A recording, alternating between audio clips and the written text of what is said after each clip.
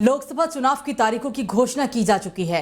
चुनाव के पहले चरण में अब बस कुछ ही दिनों का समय बचा है और इसको लेकर आज मथुरा लोकसभा सीट से बीजेपी प्रत्याशी हेमा मालिनी ने अपना नामांकन दाखिल किया। इस मौके पर उत्तर प्रदेश के मुख्यमंत्री योगी आदित्यनाथ भी उनके साथ मौजूद रहे और साथ ही योगी आदित्यनाथ मथुरा के पोद्दार इंटर कॉलेज में मैदान में एक जनसभा को संबोधित करने के लिए भी पहुंचे। मुख्यमंत्री योगी आदित्यनाथ ने कहा कि जो अपराध करेगा वो दंड भोगेगा। कानून व्यवस्था को लेकर अपनी सरकार की जीरो टॉलरेंस नीति पर फोकस किया। विकसित मथुरा, विकसित उत्तर प्रदेश, विकसित भारत और मथुरा के लिए अगले 5 साल के लिए मैंने जो सोचा है, जो मैं कार्य करना चाहते, सब लोग मेरे से पूछते हैं आगे आप 5 साल क्या करने वाले हैं, वो पूरा उसके लिए पूरा तैयार है मेरे पास। अब ब्रजभूमि पे हम पूरा पैसा देने जा रहे हैं। 84 कोसी की बात हो रही थी, परिक्रमा की बात हो रही थी, गोवर्धन परिक्रमा हो, बरसाना की हो, यहां की जितने भी होंगे इन सबको भी हम यहां की भावनाओं के अनुरूप ही आगे बढ़ाने का कार्य कर रहे हैं। यमुना मैया की शुद्धि के कार्यक्रम को आगे बढ़ाने, या यहां के कुंडों के बारे में, या यहां पे गौ माता की सेवा और उसके संरक्षण के लिए, ये सभी कार्यक्रम युद्ध स्तर पर आगे बढ़ने वाले हैं और बढ़ने वाले हैं। इसके लिए आवश्यक है कि यहां से चुनाव जीत करके भी तीसरी बार पिछले 2 रिकॉर्ड को तोड़ते हुए हेमा मालिनी जी फिर संसद में जाए। तो उत्तर प्रदेश में लोकसभा चुनाव के मतदान को अब बस कुछ ही दिन बच गए हैं और इस बीच बताया जा रहा है कि अखिलेश यादव मेरठ सीट से एक बार फिर अपना प्रत्याशी बदल सकते हैं और ऐसे में सियासी जानकारों का मानना है कि सपा में इस वक्त सब कुछ ठीक नहीं चल रहा।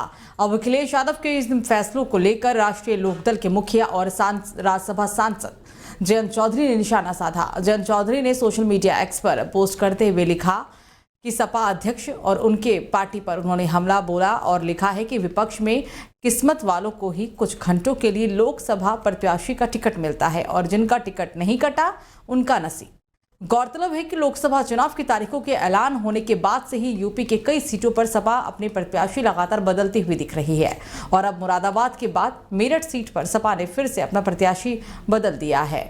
तो कांग्रेस नेता सुप्रिया श्रीनेत की तरफ से कंगना रनौत पर अभद्र टिप्पणी के बाद अब कांग्रेस के सांसद रणदीप सुरजेवाला ने हेमा मालिनी पर टिप्पणी की है।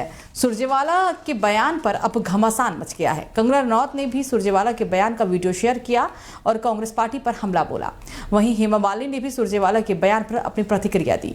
हरियाणा के कैथल से कांग्रेस के नेता सुरजेवाला ने कुरुक्षेत्र लोकसभा चुनाव के लिए इंडिया गठबंधन के साझा प्रत्याशी के लिए प्रचार किया और इस दौरान उन्होंने हेमा मालिनी पर बयान दिया, जिस पर अब विवाद खड़ा हो गया है। पूरे मामले का वीडियो वायरल होने के बाद अब सुरजेवाला ने भी स्पष्टीकरण दे दिया है।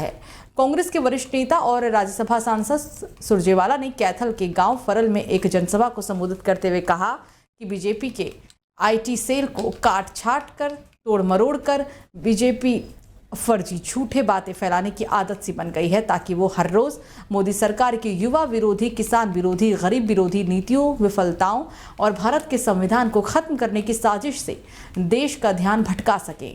तो 2 साल पहले बीजेपी ज्वाइन करने वाली अपर्णा यादव के लोकसभा चुनाव लड़ने की कयास लगाई जा रही हैं। रणदीप सुरजेवाला मथुरा सीट से मौजूदा सांसद और बीजेपी प्रत्याशी हेमा मालिनी के खिलाफ की गई अभद्र टिप्पणी को लेकर राजधानी लखनऊ में अपर्णा यादव ने एक प्रेस कॉन्फ्रेंस कर संबोधित किया। उन्होंने इस दौरान कांग्रेस पर जमकर निशाना साधा और कहा कि महिलाओं की अस्मिता और आत्मसम्मान को चोट पहुंचाने कांग्रेस का पुरानी एक आदत सी बन गई है।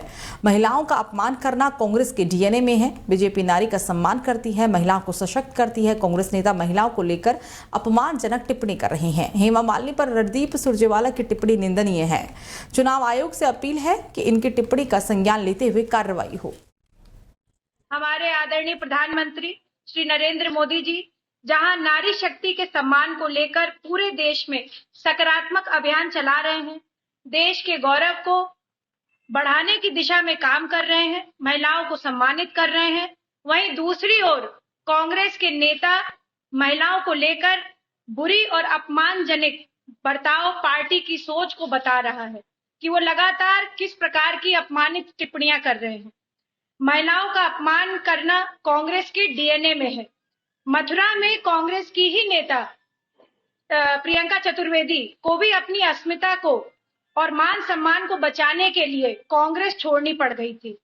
अब एक नया वीडियो सामने आया है और आप सबको पता है, जिसमें कांग्रेस नेता और राहुल गांधी के करीबी रणदीप सुरजेवाला कैथल जिले में किसी गांव में आम आदमी पार्टी के प्रत्याशी के समर्थन में सभा करते हुए